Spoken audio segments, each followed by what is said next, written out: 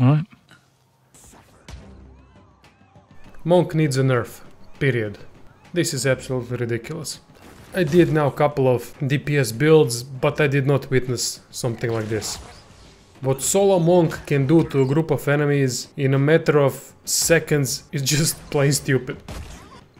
Well, anyway people, welcome to another build video. This time it's monk DPS build, single class. I specifically wanted single class because single class monks can do more damage with their bare hands than if they multi-class into something else. And honestly, when you see these damage numbers and when you see what this bastard can do, you don't need to multi-class. Then again, there's a question, what the hell can be done more when you multi-class? If this is already so ridiculous, what could other versions do? I don't know, but I'm sure you guys are gonna tell me in comments what you managed to come up with. Anyway, this is the monk DPS single class build.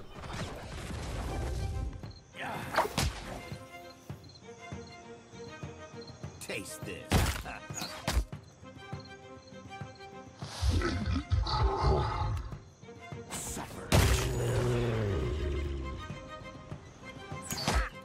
They'll hurt yet. So much for you. Shattered Pillar Monk. It's a subclass of normal monk. This gives you wounds by doing damage, not by receiving damage. So this is pure DPS oriented subclass. And it's the easiest one to play out of all three. For race, go whatever you want. As for attributes, now this is that rare occasion where constitution is needed. Whenever a monk receives a wound, they will lose health. And they will lose it significantly, so you need a high health pool in order to counter that. Dexterity and constitution are the most important stats. Dexterity is actually a better stat DPS wise than might. I've seen some calculations online and it really is better, especially as you progress and level up more. I've put around 5 points into perception in order to increase accuracy, which in turn will increase our critical hit chance as well. This is just my personal quirk to leave intellect at 10. If you don't want it, you can dump it and put the rest of the stats into perception and might. Resolve is not needed because we are DPS focused. These are the must-have active abilities. Swift Strikes upgraded to any of these two upgrades, your choice. Duality of Mortal Presence upgraded to Turning Wheel. Torment's Reach upgraded to Raised Torment, because now you can hit enemies that are behind the target and you will leave them stunned. When enemy is stunned, they can't do anything.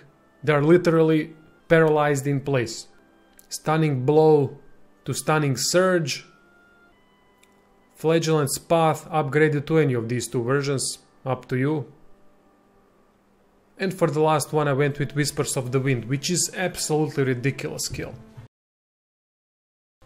Out of the optional ones, you can go for Resonant Touch, but I never used it. Skyward Kick, rarely use it.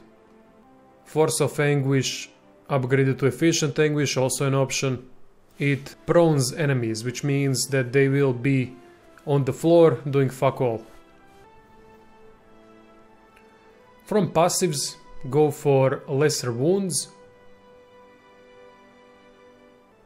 2 weapon style. Soul Mirror is optional if you want, but I like it. 50% chance to reflect against ranged attacks. But only if the attack misses. We don't have high deflection ratings, so attacks won't miss that much, but then again, if you have some kind of a support that can buff resolve rating or directly deflection, then you'll see the proper usage of this passive.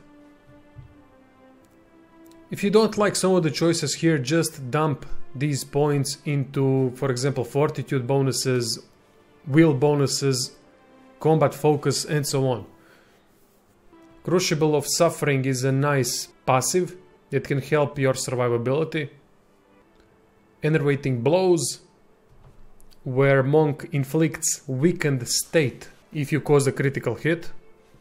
Weakened state means minus 50, minus 5 constitution and minus 50% healing received, which is a huge debuff. Obviously uncanny luck, that's a must for any DPS, as is improved critical.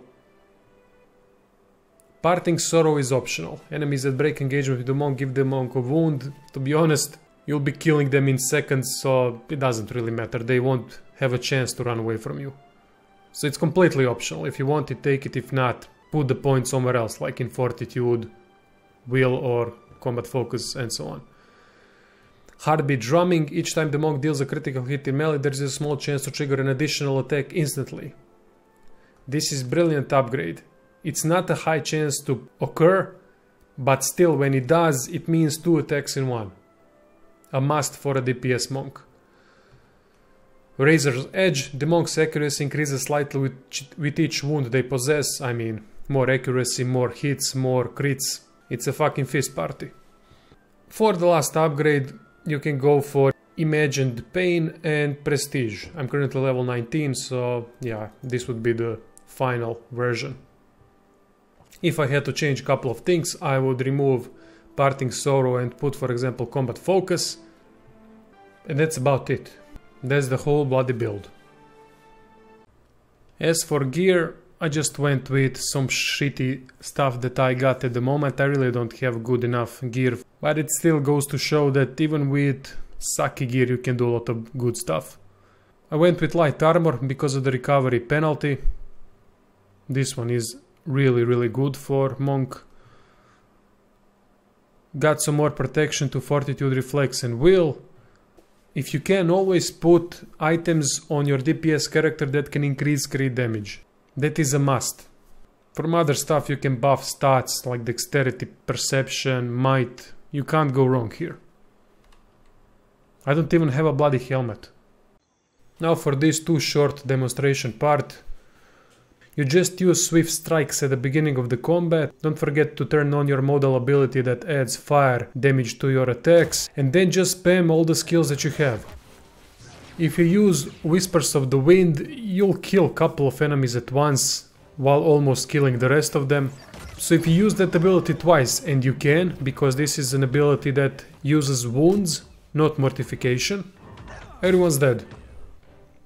I mean, it's simple, it's really goddamn simple, there's nothing to explain here. All of the abilities are powerful.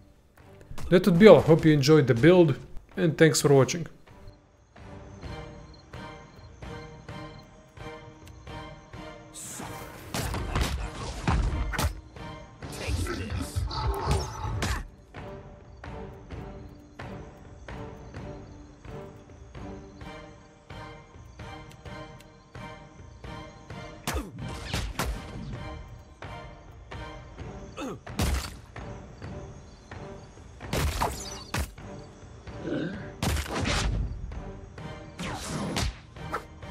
They'll hurt yet.